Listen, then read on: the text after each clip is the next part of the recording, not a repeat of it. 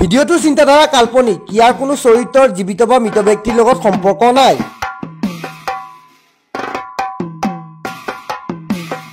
নমস্কাৰ বন্ধুসকল আজি এখন আমি সিনেমা বনাব যাম সিনেমা বনোৱাৰ কাৰণে এই মানুহজনক আমি হাতত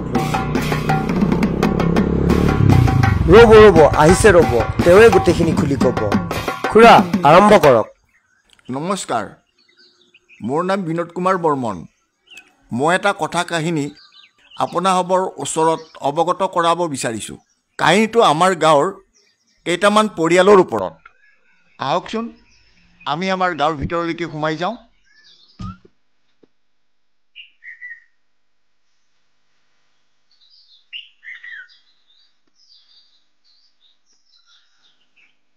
এয়া আমাৰ মধুপুৰ গাঁৱৰ পুৰণি কেছেট ভাড়া দিয়া এই দোকানখন এতিয়া কম্পিউটাৰ আৰু মোবাইলৰ দোকান হ'ল এই কামে বুজিছা নিউজ লাইভ দেখ ক'ৰ পৰা আহিলে বহ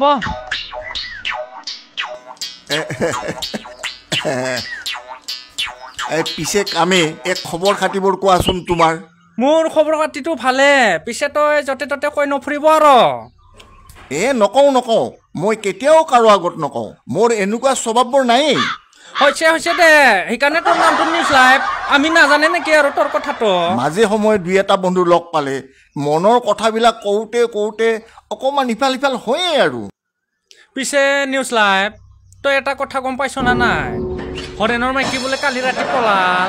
নকবা দিয়া হৰেণৰ ঘৈণীয়েকজনী পলাই যোৱাৰ কাৰণে মোৰ অন্তৰখন দহি গৈছে তুমিতো জানাই যে তাৰ ঘৈণীয়েকজনীয়ে মোৰ লগত অকণমান ইফাল সিফাল সম্পৰ্ক ঘটি আছিলেই আৰু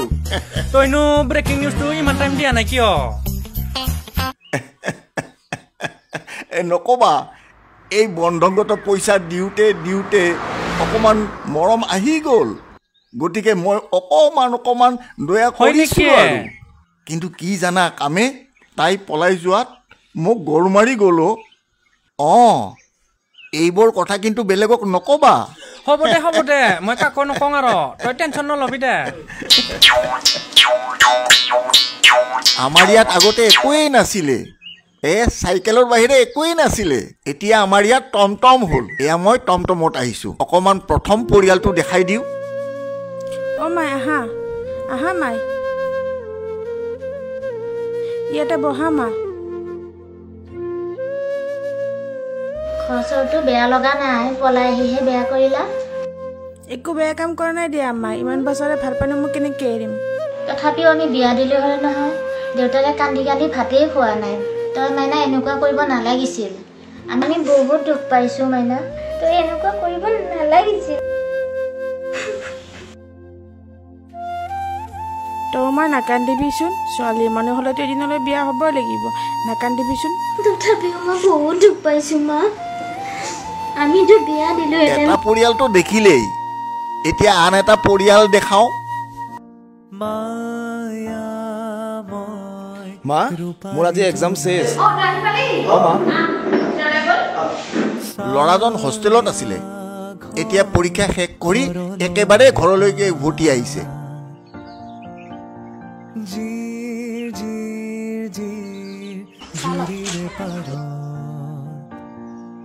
হেৰি কৰ এতিয়া ময়ো আৰু নোৱাৰা হৈছোঁ নহয়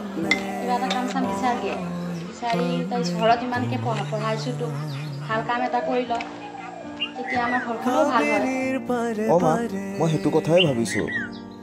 তাকেইতো তই কাম চাম বিচাৰ ইমান পঢ়িছ শুনিছ ন তেতিয়া আমাৰ ঘৰখনো ভাল হয় মা মই গোটেইকেইটা কোম্পানীতে ইণ্টাৰভিউ দিছোঁ চাওঁ পাম চাগে চা বাবা তোক কেনেকৈ ডাঙৰ কৰিছোঁ তই নিজেই জান আৰু বাপেৰে বুলি ক'লেতো মই কপালত সেন্দুৰ কৰাৰ বাদে মোৰ একো নাই আৰু কিবা এটা চাকৰি বিচাৰ কিবা এটা কাম পালে মোৰো সকাহ হয় ন মোৰো ভাল হ'ব আমাৰ ভাল হ'ব গতিকে কিবা এটা বিচাৰ তই মা মই অতি শীঘ্ৰে কাম বিচাৰিম আৰু মই আজিয়ে ফোন কৰিম এয়া লোৱা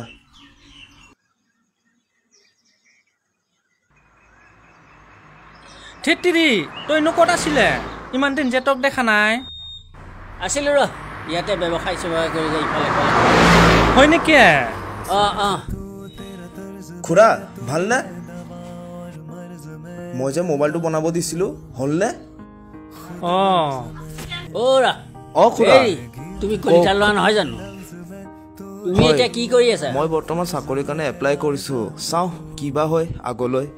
ইণ্টাৰভিউ দিছো আমাক চাগে তুমি চিনিয়ে নোপোৱা নাই নাই ঘৰৰ অৱস্থাটো তুমি জানাই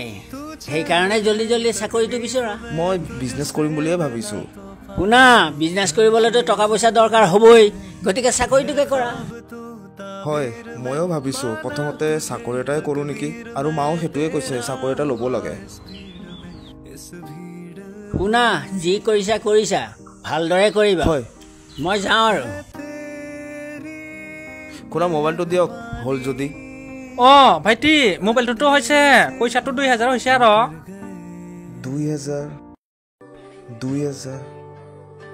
2000 মোক 3 দিনমান টাইম দিয়কচোন মই আজি মোবাইলটো লৈ যাওঁ 3 দিনৰ পিছত পইচাটো দি দিবনে নাই আমি বাকী দিব নোৱাৰো নহয় সিফালে আমাকো বাকী নিদিয়ে ৰ তই বুজিছানে আগে পইচাটো দিবি পিছত মোবাইলটো নিবি ইয়াতে ভাল পায়ও লাভ নাই বেয়া পায়ও লাভ নাই মই মোবাইলটো নিদিওঁ ৰ প্লিজ দিয়ক না দুজনমান মানুহক মই ফোন কৰিব লগা আছে মই আপোনাক 3 দিনত দি দিম প্লিজ দাদা মই আপোনাক ৰিকুৱেষ্ট কৰিছোঁ নাই দিব নোৱাৰং এইবিলাক বাকী চাকি নহয় তুমি লাগিলে মোক 2 থাপৰমান মাৰিয়ে যোৱা মই বাকী দিব নোৱাৰং ৰ নাই এতিয়া তুমি যাব পাৰা ঠিতিৰি আহে দেচোন ৰাতিপুৱাই যাত্ৰা নষ্ট কৰিব ধূপ জ্বলালংহে মই আহি গোটাই দিনটো মোৰ আজি বাকীয়ে যাব আৰু কি মানুহগিলা যে আহে নহয় ৰাতিপুৱা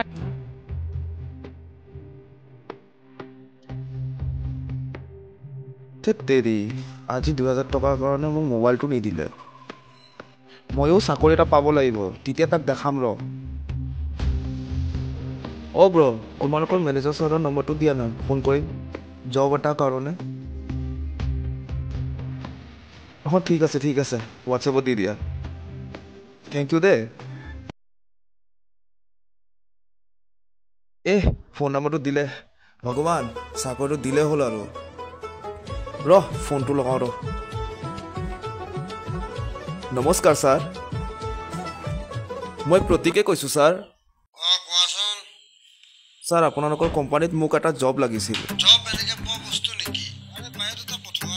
হয় ছাৰ মই বায়'ডাটাটো পঠাই দি আছোঁ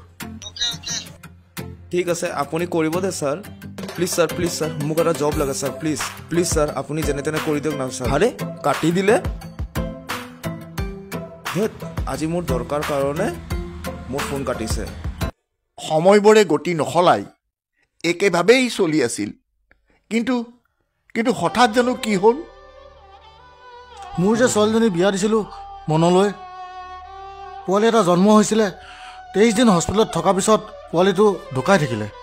তাকে এতিয়া ভাবিছোঁ কি কৰোঁ সিহঁতে বোলে আহি আছে মৃতদেহটো লৈ গম পাইছেনে হয়নে তেতিয়াহ'লে ময়ো ৰৈ দিওঁ দিয়া নিয়ম নীতিৰ কথা আছে নহয় আমাৰ সমাজত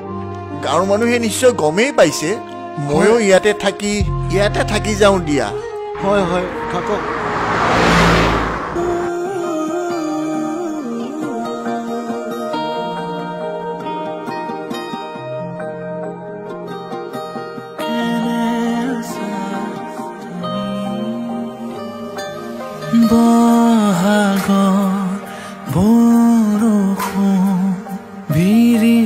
বিৰিখে বিয়পিলে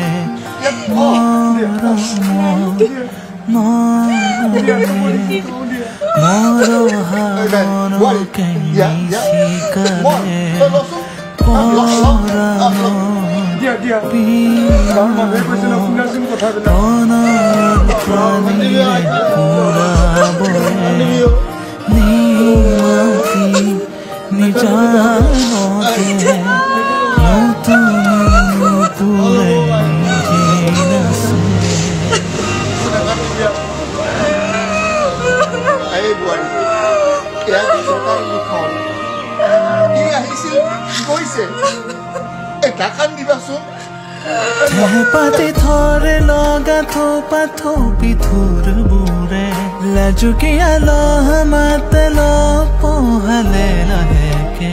গভীৰতে গুণ গান বুৰে সোধে মাথো কেনে বাবা আপুনিতো জানেই মুৰব্বী মানুহ এই গাঁওখনৰ আমি ইয়াৰ নিয়ম নীতিখিনি কৰিব লাগে এতিয়া শেষ কৃতৰ বাবে যি যি ব্যৱস্থা কৰিব লাগে আমি কৰি লওঁ আহক ইয়াত বেছি সময় ৰখাটো ভাল নহ'ব